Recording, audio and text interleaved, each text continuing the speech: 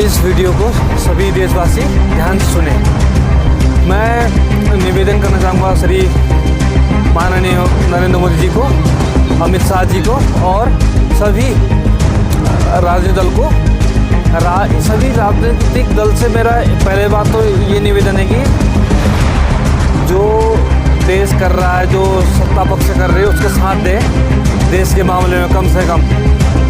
दूसरा है कि जो सोशल मीडिया में अनाप शनाप बक रहे हैं, जो बोल रहे कि उनने धर्म नहीं पूछा, उन्होंने ये नहीं पूछा, पैंट खोल के नहीं देखा, ये नहीं पूछते, कह रहे कि उन्होंने अंधाधुंध फायरिंग करी, उनके खिलाफ भी मुकदमा होना चाहिए।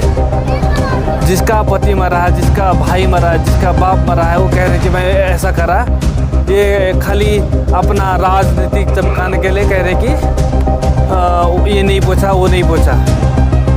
मैं आपसे कह रहा हूँ कि आज यूक्रेन और रशिया का वार हो रहा है, हमास और इजराइल का वार हो रहा है, लेकिन ऐसे गद्दार होते हैं क्योंकि देश के भीतर हमारे बहुत सारे गद्दार हैं। क्योंकि रशिया में ऐसे गद्दार नहीं है, क्योंकि यूक्रेन में ऐसे गद्दार नहीं है, ना हमास में गद्दार है, ना उसमें गद्दार है तुम्हारे यूक्रेन सॉरी इजराइल में।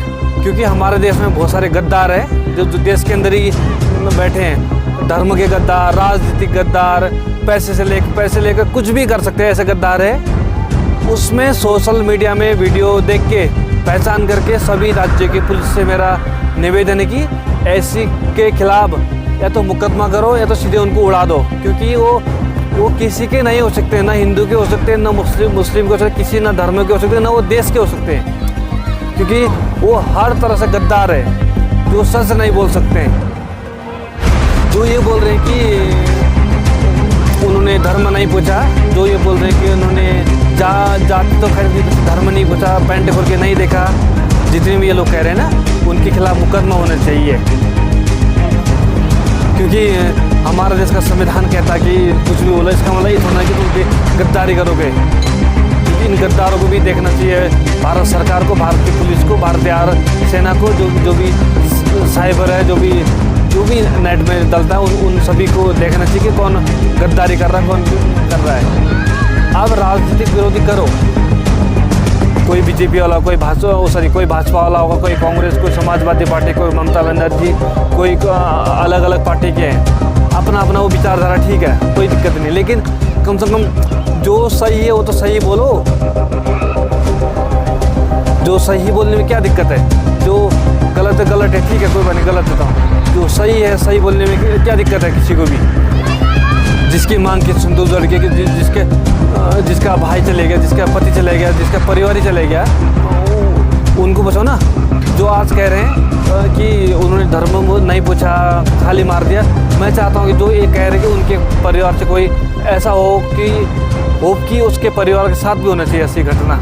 मैं ऊपर वाले से ये निवेदन करूँगा कि क्योंकि उसके पति, उसके भाई के साथ ऐसी घटना हो तो उसको पता चलेगा कि क्या होता है दूसरों के लिए करना, क्या होता है दूसरों के लिए राजनीति करना।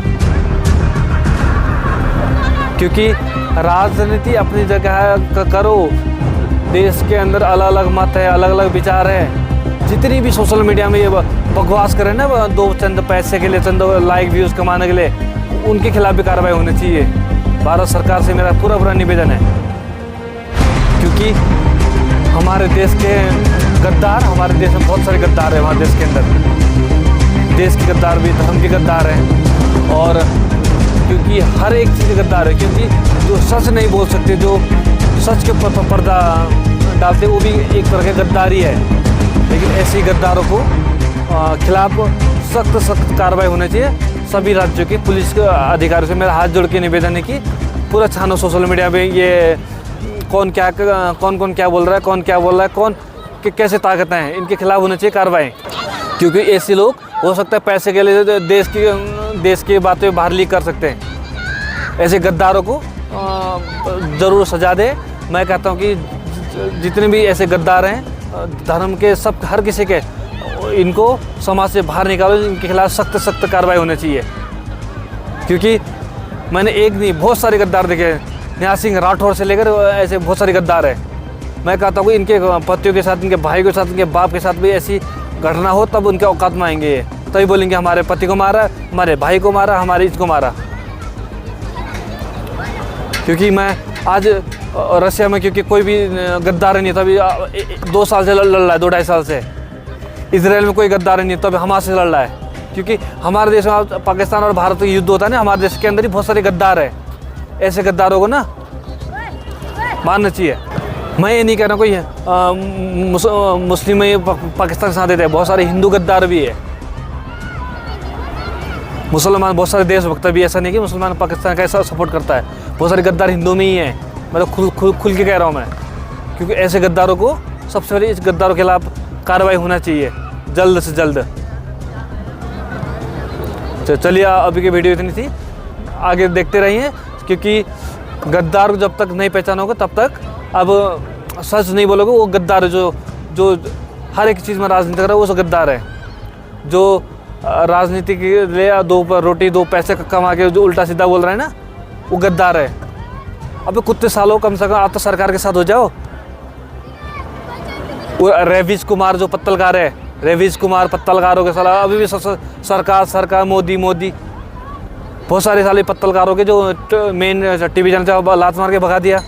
अभी साले अपना यूट्यूब खोल के हर किसी को बेवकूफ़ बनाने में लगे पड़े हैं। अबे कम से कम आप तो इनके हर एक चैनल देखते, मोदी और भाजपा के अलावा कोई टॉपिक ही नहीं होगा उनके पास।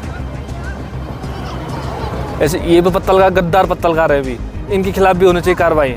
इनको सीधे गोली मार दो सालों को, क्योंकि गद्दार हैं। ऐसे गद्दारों को गोली मार दो,